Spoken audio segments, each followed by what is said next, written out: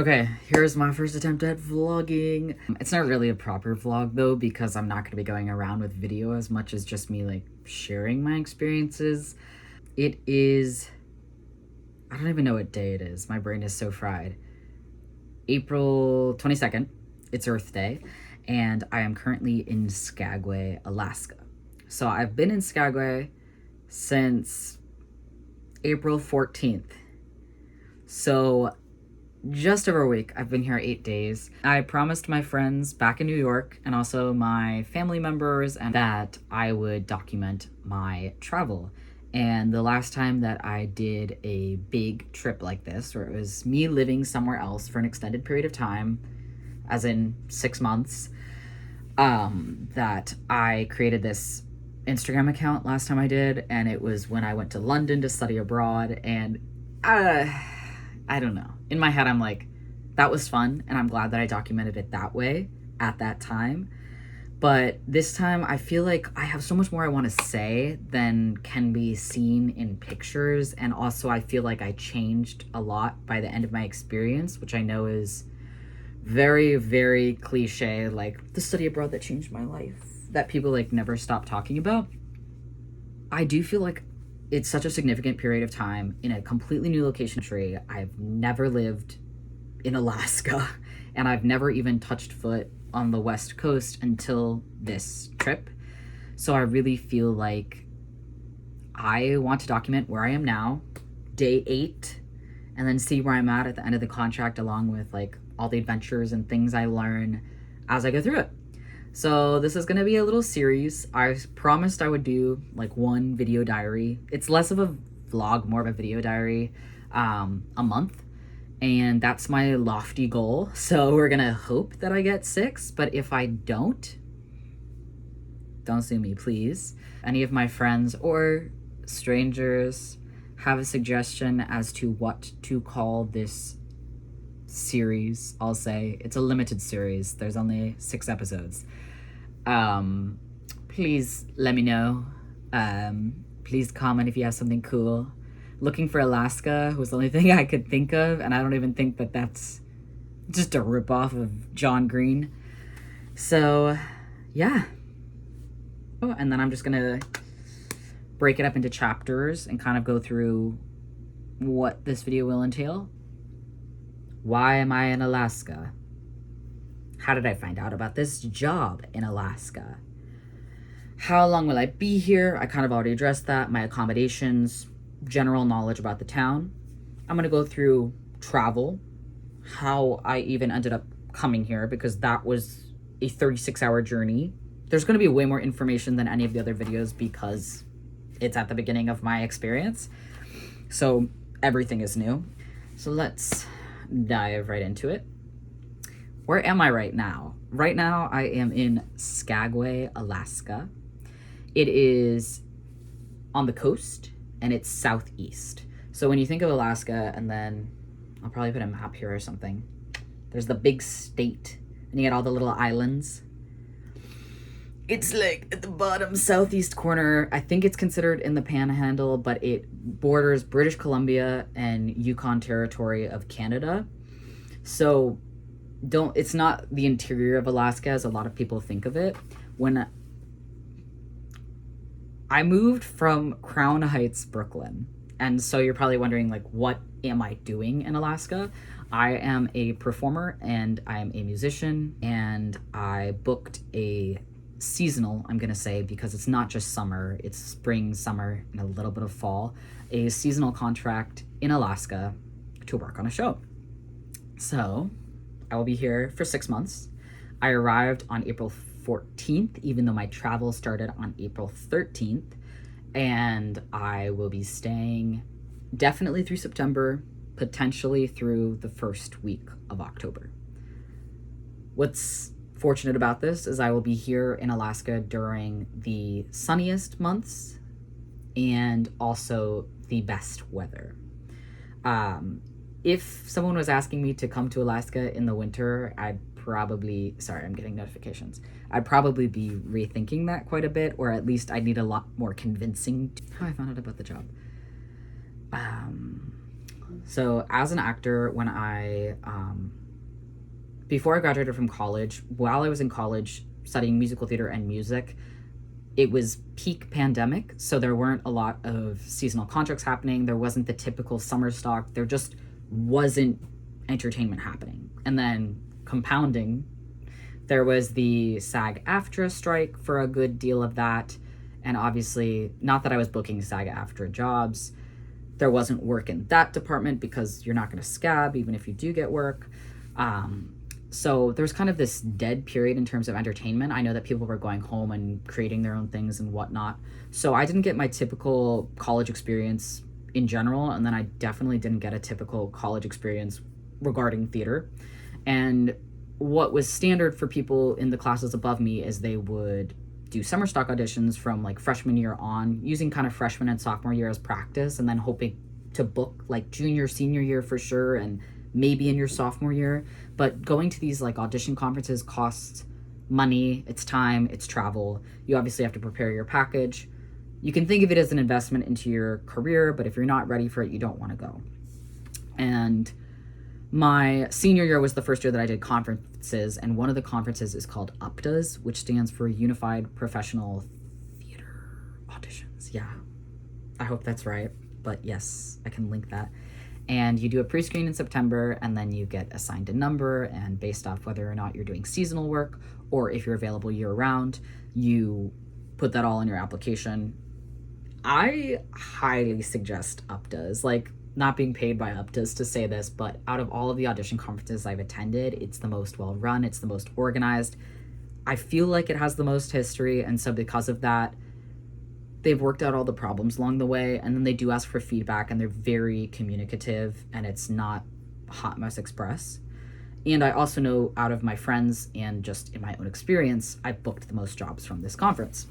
So my senior year, I did the conference in person, and I got a good number of callbacks, and then based off that, I did eventually end up booking a summer job that year. And then the last 2 years I was moving around, couldn't make it out to Tennessee, so I did the virtual version of the conference, and I got some callbacks last year, but I didn't end up booking anything from it. And then this year I submitted virtually, kind of thinking, same thing, I'm not gonna book a job from the virtual conference.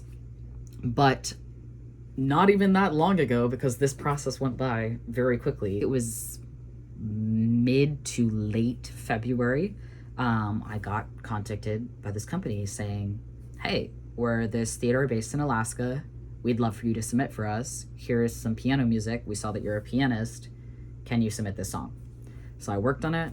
I was just kind of delighted that I had even gotten a call back, because as said previously, I got a callback the year prior. I got some callbacks, but nothing came of them. So I just kind of had thrown that out into the wind, forgot I even submitted to the conference, and was thrilled that they had reached out to me. So I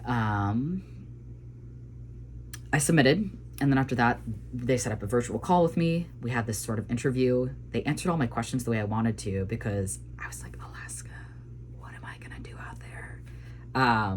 And I had a lot of questions, especially based off previous summer contracts, so I feel like I knew what I needed to ask.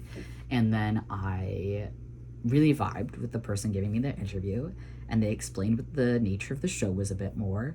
And then I ended up booking it, and based off that, we figured out the next steps.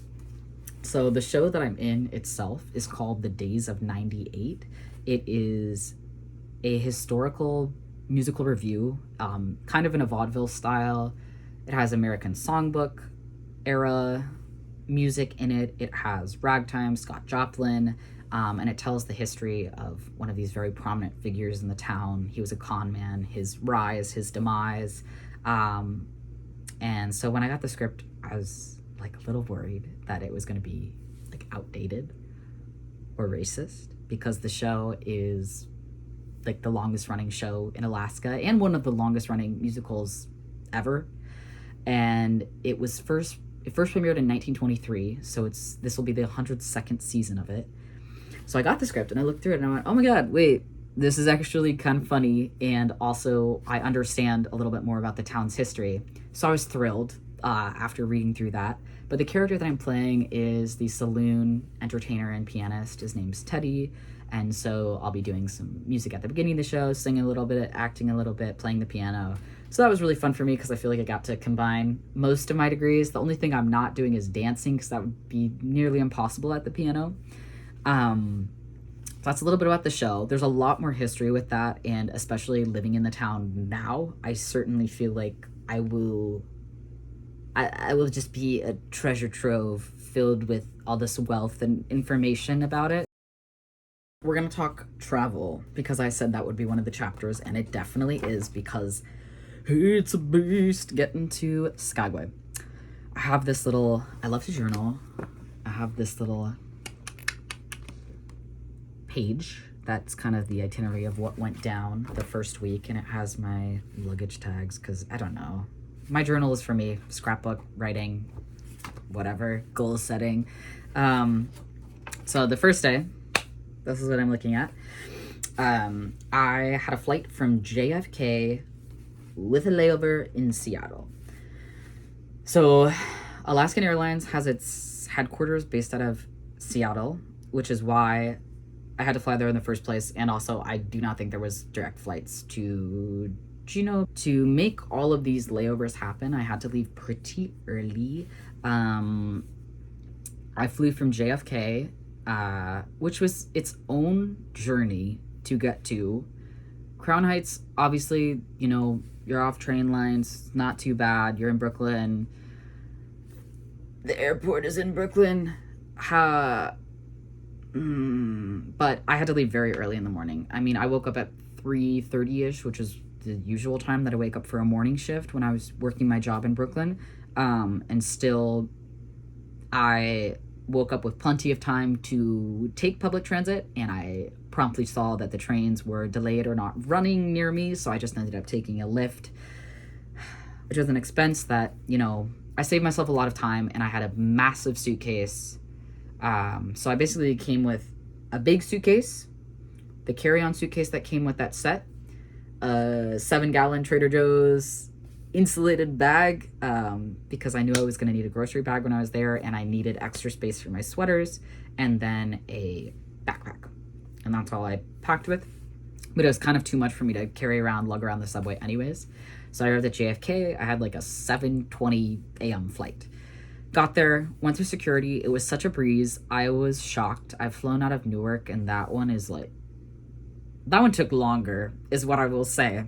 But JFK, I went straight through, and I was surprised, especially because I have a global entry card, but I didn't even use it this time because the line had 2 people in front of it.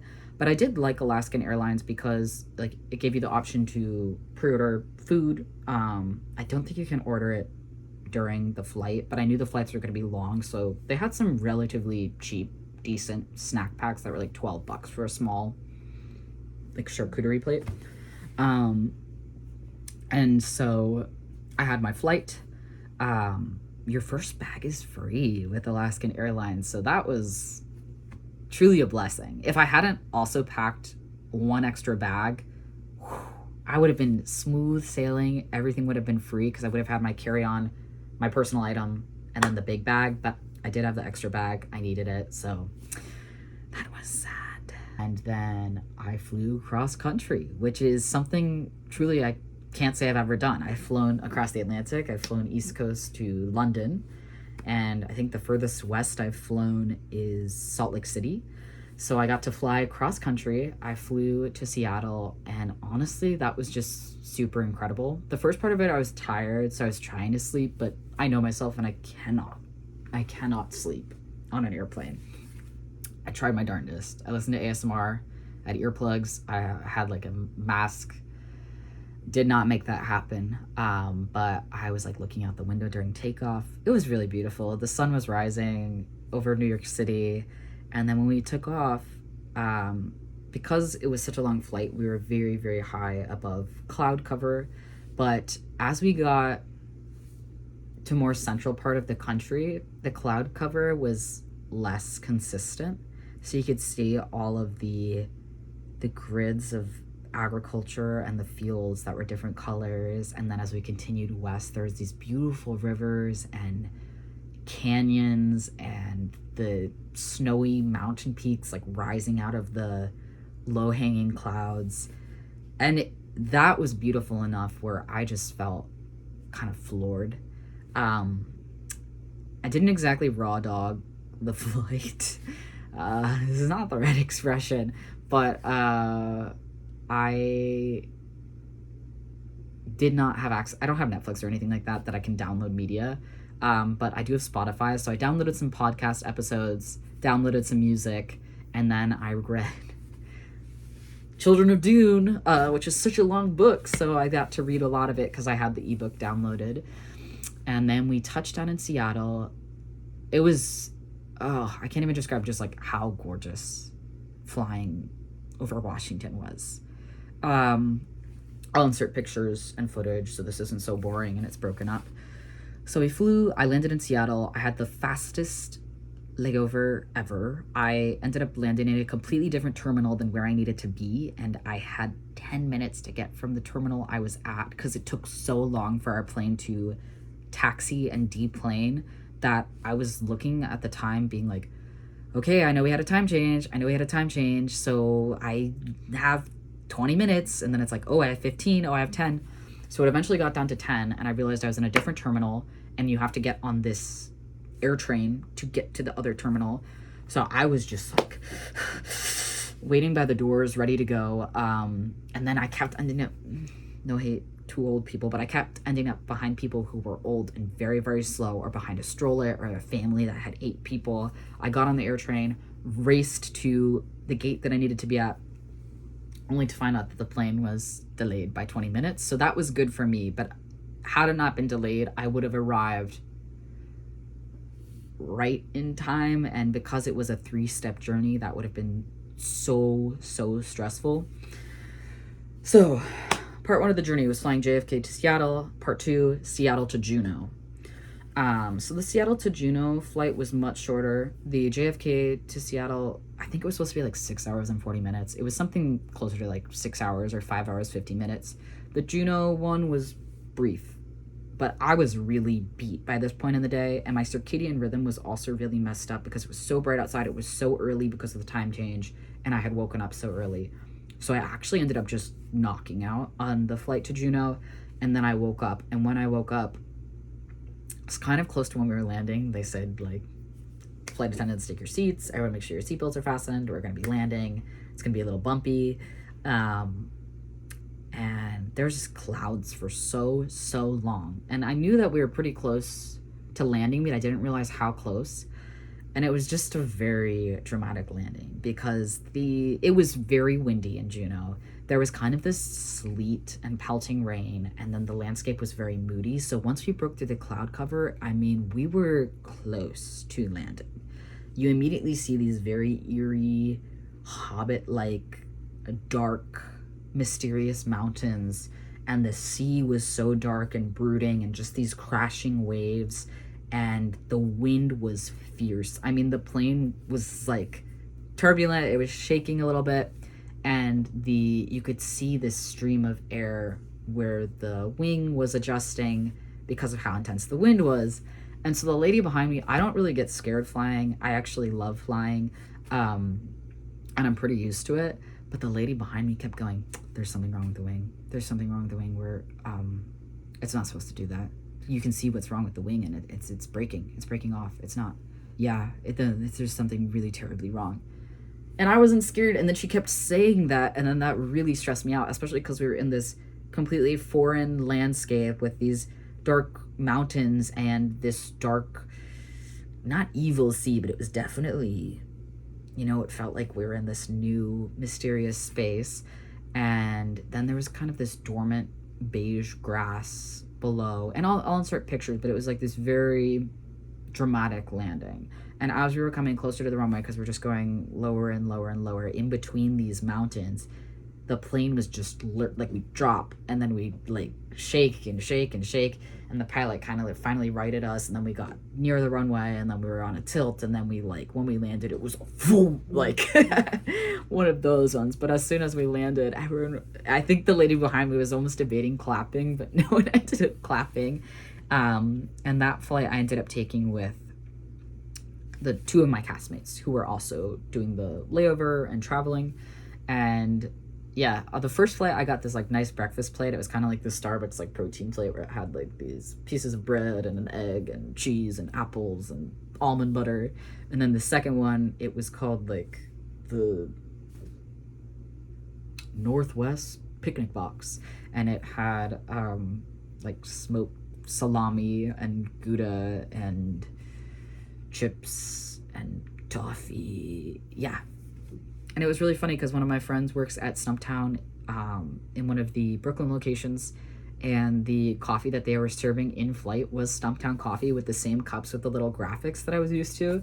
And so I texted my friend being like, ha ha ha ha, look at what they're serving here.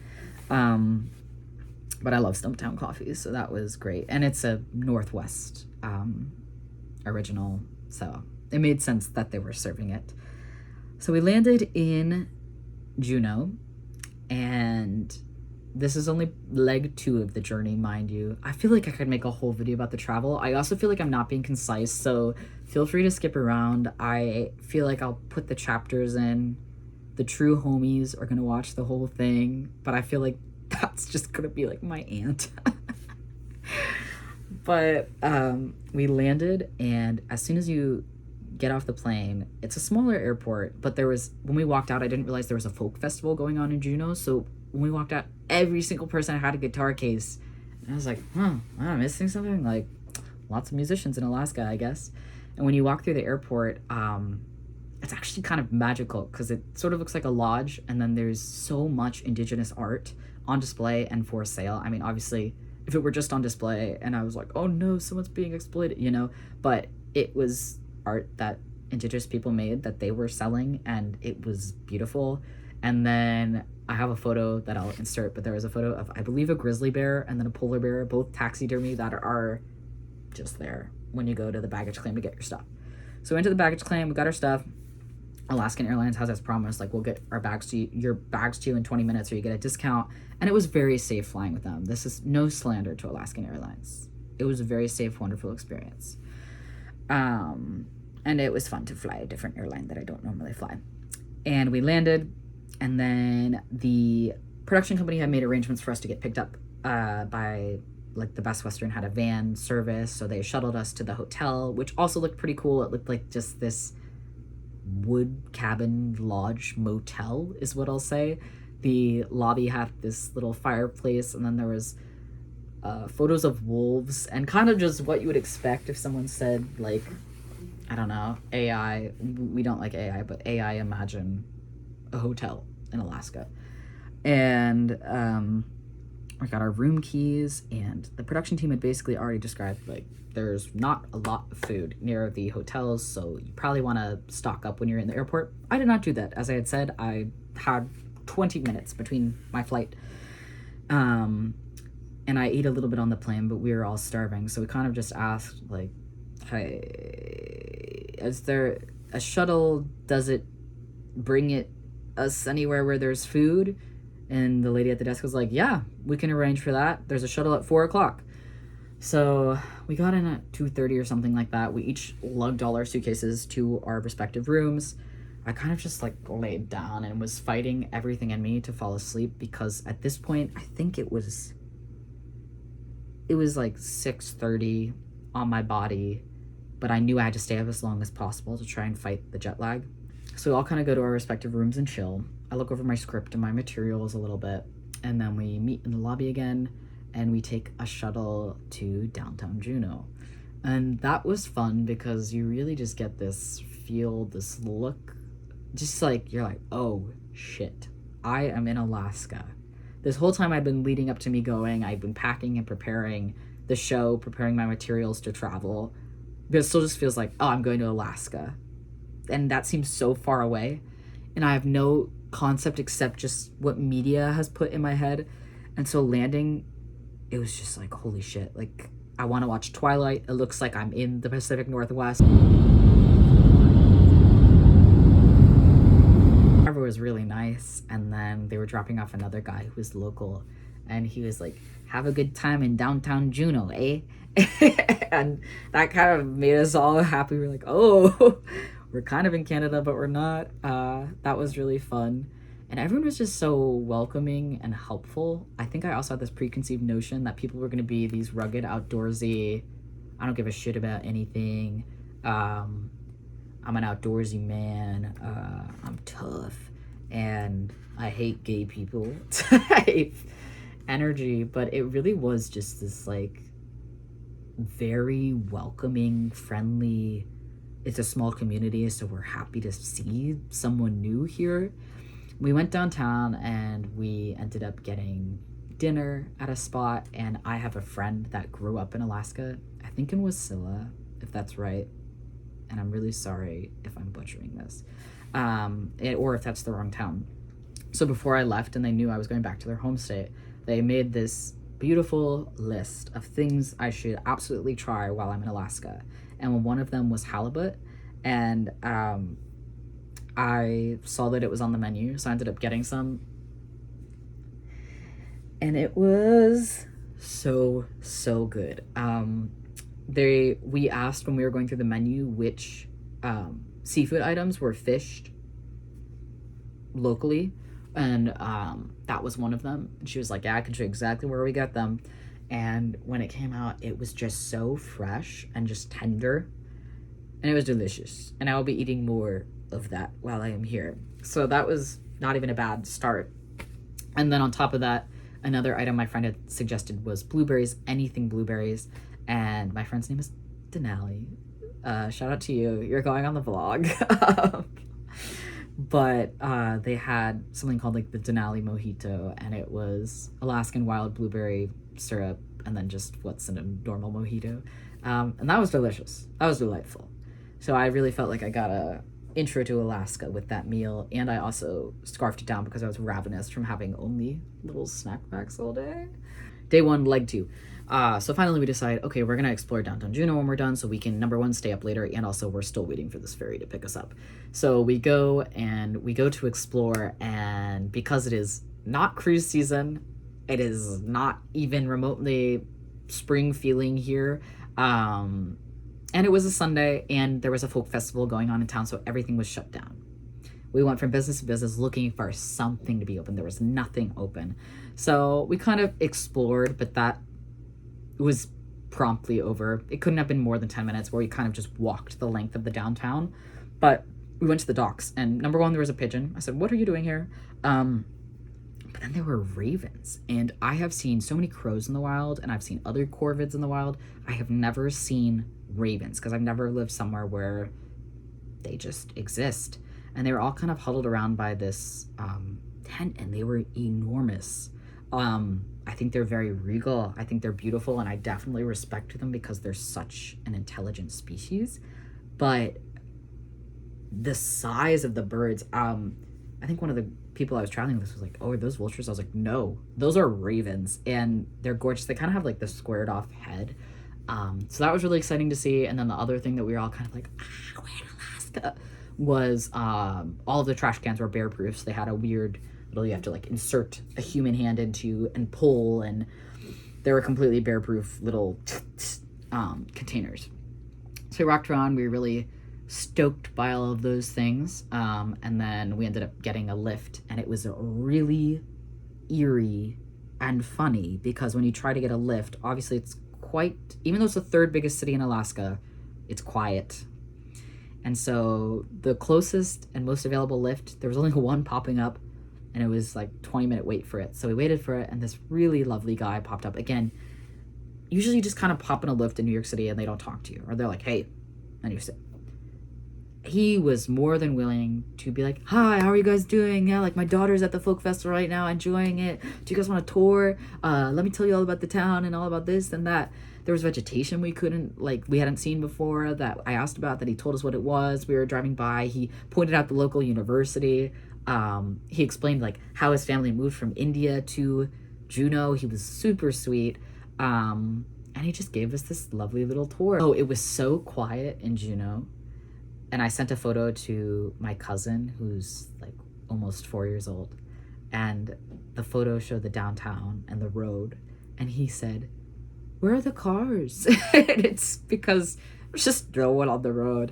And that was really noticeable how quiet it was, because when the lift drove up to us, you could hear it coming before we even saw it. You could hear the wheels on like the wet pavement just like coming nearer to us.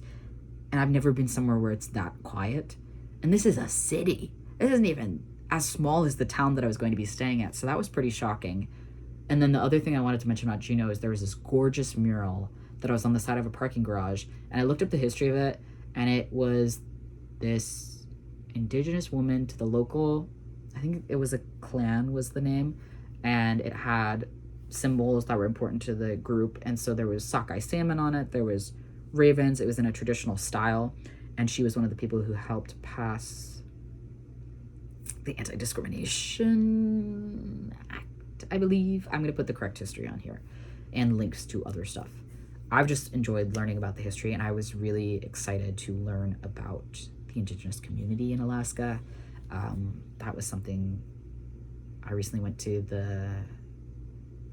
I guess it's called the Native American Museum in Washington, D.C. with my family before I left for the break, and I was reading about some of the groups that live further north, and I am just really interested in their culture and want to learn about more. So we made it back to the lodge, and then we had to get all these instructions about taking the ferry in the morning, because unfortunately the only time for the ferry that we could do was very evil, very early, and it was at 3:45. I think the boat left at 4:30, but we were asking the hotel desk, like, how far away is it, and when do people normally get to the ferry? They said an hour earlier. So we said, okay, 3:30, and then they said, yeah, but we should probably be leaving around like 2:33. So there wasn't really much of a point of having a hotel, except for that we had a place to stay for, I don't know, like 12 hours, less than 12 hours. And so we hopped in the shuttle, which was very lovely that the hotel provided us. Apparently people do it all the time to go to the ferry terminal, which was like a 15-minute drive away. We get there, we get our little tickets and all that stuff. It's called the Alaska Marine Highway because most of the state is not accessible by road. Juneau is not accessible by road. Like driving through Canada to get there, you have to access by boat or plane. Skagway, where I'm going, is accessible by road. However, we were not going to do that. Alaska is the biggest state, and it would be so much time to drive, of course. Like, the two options to get to Skagway from Juneau are seaplane, which doesn't go if the weather is bad, and the weather was horrible, and ferry, which I actually was really excited about because I love boats, and I thought that would be like the scenic route, so I was thrilled, and I didn't really care about it being that early. So we all load on the boat, put our luggage away. We were all cracking up because there was someone who, in the luggage cart when we were putting our stuff away, whose only luggage was like 14 Kirkland Costco pizzas. I was just kind of cracking up because Juneau does have a Costco, and obviously it's hard to get groceries in general throughout the state, and stuff is very expensive. It has the second highest cost of living, only after Hawaii, because of you have to ship everything in, basically. Like, the big exports are oil and seafood. And so we got on the boat. It was kind of amazing. I've never been on a cruise ship. This was very similar to like when I took a boat from Wales to Dublin, just like a little hop, skip, and a jump. Where it had multiple levels, and it had like a gaming room, and it had a dining room, and it had a recliner car, and it had an observation deck, and it had a solarium where you could go to the top and you'd be like you were in a little greenhouse. I had such fun. I mean, we went to the recliner room, we slept. Then I woke up and I just like watched the sunrise as I was on the water, and you could see the mountains on either side, and as it got narrower and we went into an inlet, you could see the town coming. We made one stop in Haines, Alaska.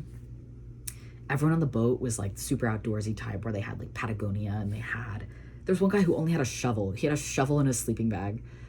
People had sleeping bags, and they were sleeping outside on the top of the boat. It was really cool. They had a mural inside of the boat with a moose on it, one with a bear, local art. They had signs about the local history.